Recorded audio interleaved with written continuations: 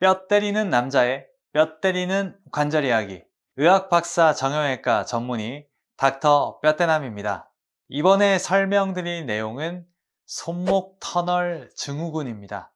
대부분의 사람들이 들어본 적이 있는 진단명일 텐데요. 손이 저린다면 혈액순환의 문제인가? 목 디스크인가? 하고 의심하실 수 있는데 거의 대부분은 이 손목 터널 증후군입니다. 그럼 손목 터널 증후군에 대해서 간단히 설명드릴게요. 손바닥의 감각, 특히 엄지손가락에서부터 네 번째 손가락의 절반의 영역에 해당하는 부분의 감각을 담당하는 신경을 정중신경이라고 합니다. 손가락들로 향하는 힘줄, 신경, 혈관은 손목을 통해서 주행하는데요.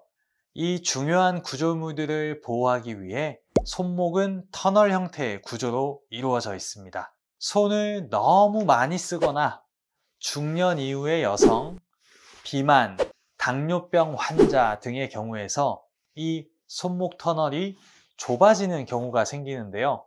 이때 손목 터널의 가장 표면에 위치하는 정중신경이 눌리게 되는 현상이 생기는데 이것을 손목 터널 증후군이라고 합니다. 허리가 너무 꽉 끼는 옷을 입으면 불편한 것처럼 신경이 꽉 눌려서 불편해지는 거죠.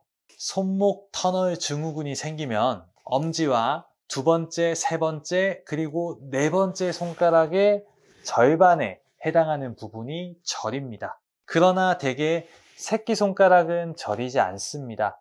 또 손이 화끈화끈하다, 피가 안 통한다, 손이 굳는다, 특히 밤에 손이 애리게 아프다 등의 증상을 호소하십니다. 오랜 시간 손목 터널 증후군을 치료하지 않고 있으면 정중신경이 지배하는 손바닥의 근육이 괴사되어서 손바닥의 살이 푹 꺼지는 현상도 볼 수 있습니다. 초기에는 비수술적인 치료도 가능합니다. 이때 가장 중요한 것은 손을 쉬게 하는 겁니다. 반복적으로 손으로 하는 일, 집안일, 운동 등을 쉬기만 해도 어느 정도 좋아집니다. 저는 손목 터널 증후군 환자분들께 꼭 직업을 여쭤보는데요. 주부, 헤어 디자이너, 네일, 피부관리사, 요리사, 정육점 직원분 등 많습니다. 쉽진 않겠지만 혹시 하시는 일을 바꿀 수 있다면 손을 많이 쓰는 일을 중단하시는 것이 좋습니다. 그러나 본업을 바꾸는 것은 대부분 어렵죠. 최대한 증상이 없는 반대쪽 손을 쓰는 것을 당부합니다. 또 일시적으로 반깁스, 부목을 대거나 보호대를 대거나 소염 진통제를 복용해 보시기를 권합니다. 그래도 나아지지 않는다면 수술을 받으시는 것을 권유합니다. 상대적으로 간단합니다. 그러나 수술 중에서 간단한 편에 속한다는 것이지 수술은 수술이므로 수술 이후에 관리가 중요합니다. 수술 후 한 달 동안은 손목 보호대를 사용하시고 되도록이면 손을 덜 사용하시는 것이 좋습니다. 손목 터널 증후군의 주증상인 손저림은 수술 이후에 바로 좋아지는데요. 증상이 오래되신 분들의 경우에는 일부 남아있는 증상들이 몇 개월씩 시간을 두고 천천히 좋아지시기도 합니다. 수술 부위의 통증은 심하진 않습니다. 그러나 가끔 예민하신 분들은 한 달째까지도 아프다 하시는 경우들도 있어요. 손목 터널의 지붕을 구성하는 횡수근인대 transverse carpal ligament라는 것이 있는데 손목 터널 증후군 환자에서 이 횡수근인대는 정중신경의 바로 위에서 두꺼워져서 신경을 압박하고 있습니다. 이 인대를 절개해서 손목 터널 내에 압력을 낮춰주는 수술을 합니다. 전신 마취가 아니라 팔이나 손만 마취를 해서 수술하고요. 수술 시간은 대부분 10분에서 20분 사이면 끝납니다. 손바닥이 시작하는 부위에 2cm 정도 되는 절개를 넣고 조심스럽게 접근하여 횡수근 인대를 원위부부터 근위부로 절제를 해 나갑니다. 두꺼워진 인대 아래쪽으로 신경이 보입니다. 꾹 눌려 있는 모습이죠.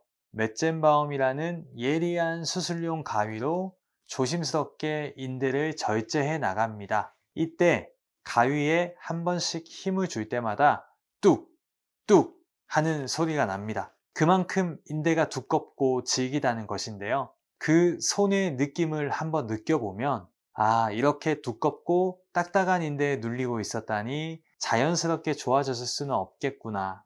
약 먹어서 좋아졌을 수는 없겠구나. 절제 수술하길 잘했네 하는 생각이 들 수밖에 없습니다.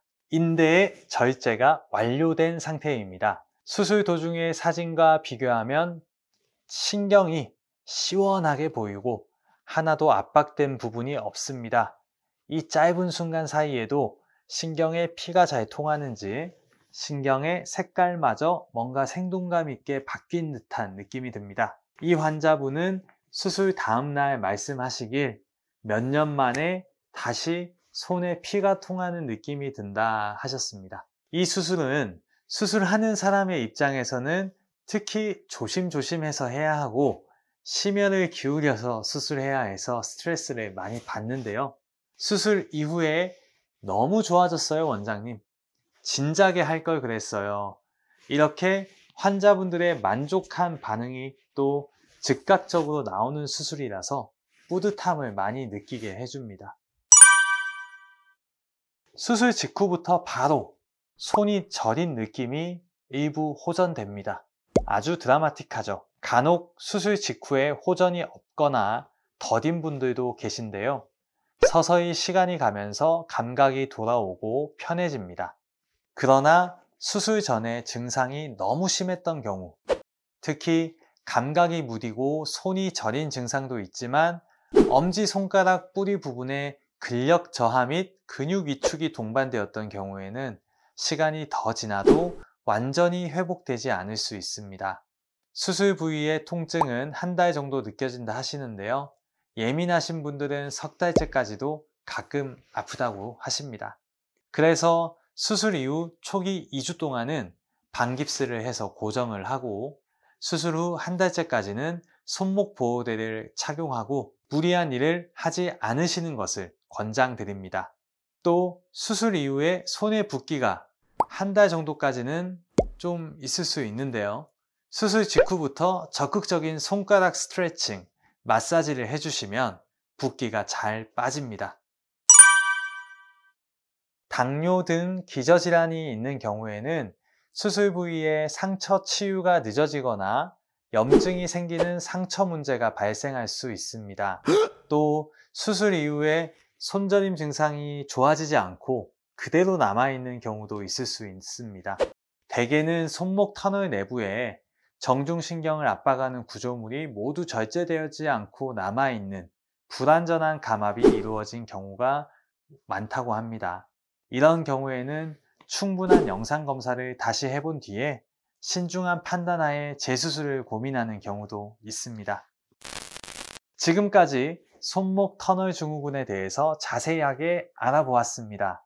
손이 저려서 이 영상을 보신 분들이라면 꼭 주변에 좋은 정형외과 병원 찾으셔서 얼른 치료받으시길 바랍니다. 그럼 끝까지 시청해 주셔서 감사합니다.